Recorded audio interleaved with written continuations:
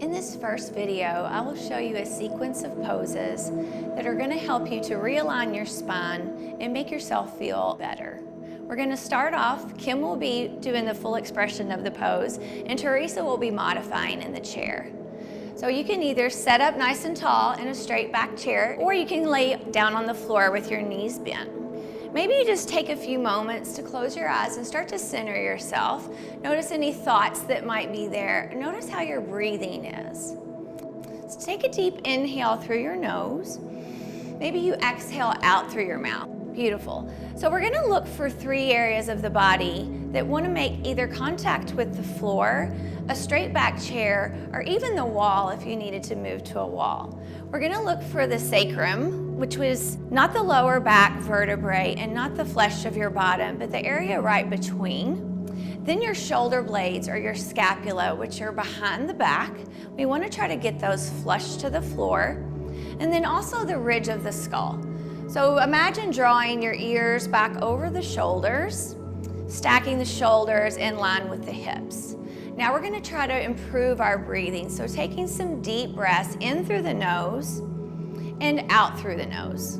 Just trying to breathe without those 3 areas, moving away from either the floor, the back of your chair, or possibly the wall. So what we're trying to do is bring in good posture.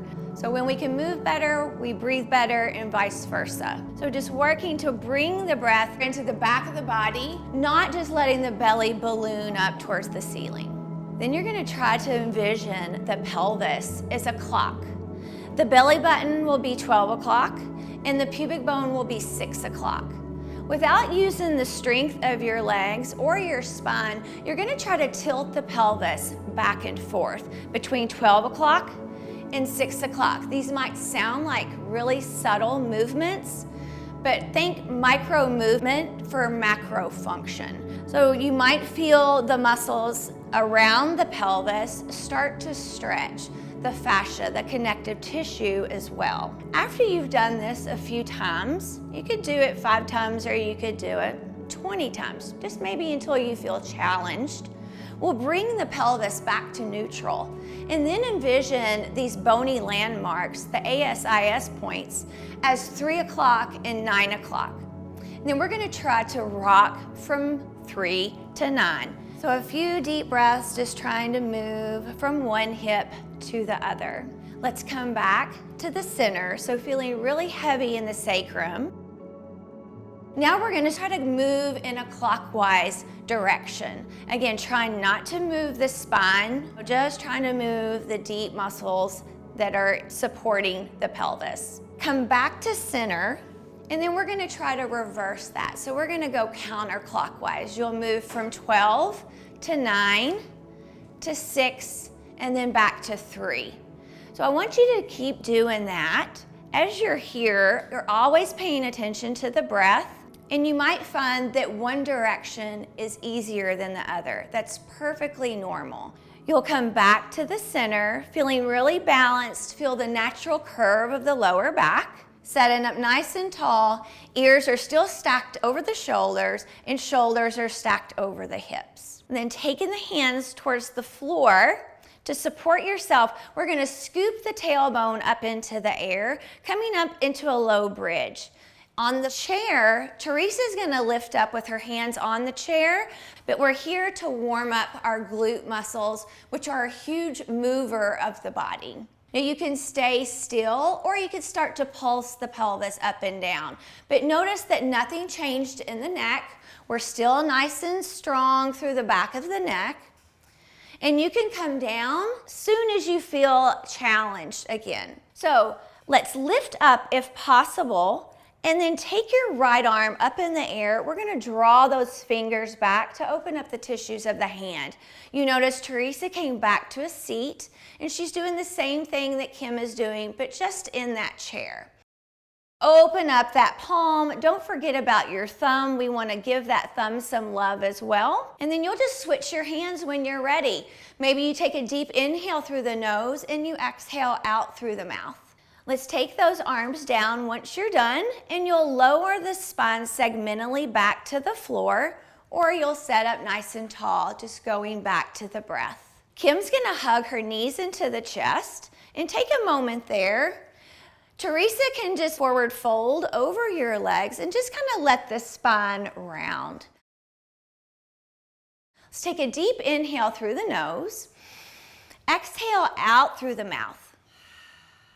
Good job. Kim is going to roll all the way over onto her left side, stacking her shoulders and her hips. Now she's going to make a pillow with her bottom arm, or you could always use a pillow that you might have at home.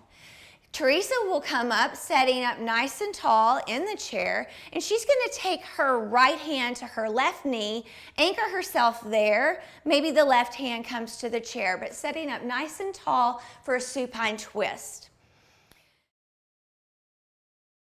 Kim will reach her right arm forward, and then she's going to make a big back stroke. So bringing that right arm up by her ear, and then letting that right arm fall back behind her as she circles it around towards her hip. And she's just gonna do that maybe 10 times or so, again, until you feel challenged. But here we're trying to work on thoracic mobility. As we age, that's one of the first things that we lose is this middle back movement.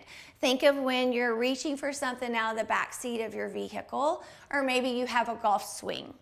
So next time that she is back here, we're gonna leave that back here. Maybe she goalposts the arm, or maybe the arm stays straight, but I want her to focus on the breath coming into where the shoulder and the chest wall come together. Again, Teresa is just setting up nice and tall, still with that rotation. Let's take a deep inhale. Teresa will unwind. Kim will bring her hand back, grab her knees, and then roll back onto her back. And roll onto the other side to complete that right side. Teresa will rotate towards, anchoring her left hand towards the right knee as she twists back to the right. Always remembering you don't want to feel any sharp pain in the joint. If you do, just back off a little bit. You might feel stickiness, clicking, popping, perfectly normal, but again, no sharp pain. Next time she's behind herself, Kim will stay there, again, focusing the breath into the chest. Teresa's gonna focus on the length in the spine, trying to set up nice and tall. Try to deepen the breath. Maybe even taking some exhales through the mouth if you need to release any of that tension. They'll bring an inhale to unwind themselves. Kim will come back with that left hand to push up and come onto her hands and her knees. Now, if she had any restriction in the wrist whatsoever, she could always bring her hands more forward. Her knees are right over the hips. So, as they exhale, they're gonna arch the spine like an angry cat. So tucking the chin towards the chest, trying to pull up into the lower belly. Teresa's gonna do the same thing, trying to tuck the chin towards the chest here, pulling into the lower belly, just opening up the fascia around the pelvis, but also trying to articulate our spine, just getting that spine to move in all sorts of different ranges of motion. Take 2 more breaths here. Again, trying to keep the breath nice and full. Inhale, they're gonna sway the belly towards the floor. Reach up through the crown of the head. Let the tailbone reach up as well, but we're gonna keep tension in that belly so it's not just hanging out. Teresa will do the same thing, but again, she's supported in the seat. So we will arch the spine, really pushing into the floor, spreading the fingers and gripping the mat. And inhale will bring them into that cow tilt. Again, you could do this 10 times. You could do it until you feel challenged. Let's take one more for good measure, ladies. You're doing a great job. Beautiful.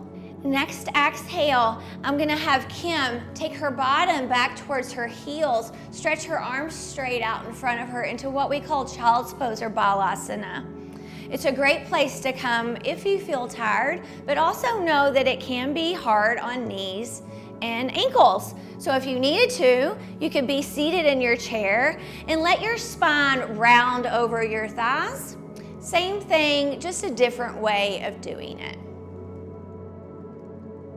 And that completes our first class. Good job. Just like in life, The more repetition you have, the better you'll get. If you're ready for more, join me in my next video.